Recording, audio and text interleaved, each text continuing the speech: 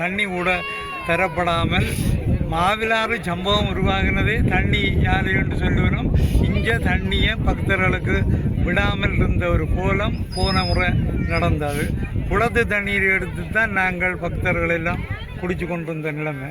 இந்த முறை அதால் நேற்று முன்தினம் நடந்த வவுனியா வடக்கு டிசிசி மீட்டிங்கில் ஒருங்கிணைப்பு குழு கூட்டத்தில் நான் இந்த கோரிக்கையை வச்சினேன்.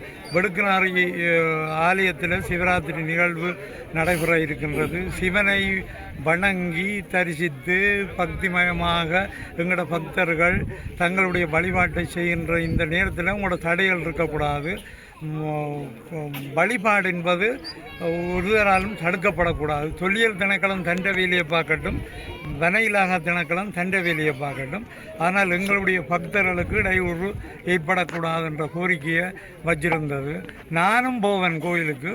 அரசு பண்ணுறேன்டா அரசு பண்ணுங்க, கன நீங்கள் என்ன அரசு பண்ணியில் பொருளாடக்கு என்று சொன்னான். அதால் இன்றைக்கு வந்து நிற்கிறோம். எங்களுடைய வழிபாடுகளை நாங்கள் தீர்க்கமாக நல்ல முறையில் நாங்கள் வழிபாட்டை செய்வோம். இதுக்கு யாரும் தடை பண்ண இயலாது என்பதை கூறி விடவில்லை.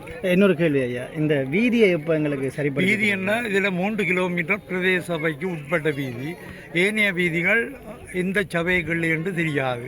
அப்படி தான் இருக்குது. இங்கே ஆவணங்கள் ரீதியாக இல்லை. பிரதேச சபைக்கு உட்பட்ட வீதியும் வனையிலாக இல்லக்கல் போட்டிருக்கு. அது கூடிய விரைவில் நாங்கள் அதை விடுவிச்சு கொடுக்குறக்குரிய அழுத்தத்தை கொடுப்போம்.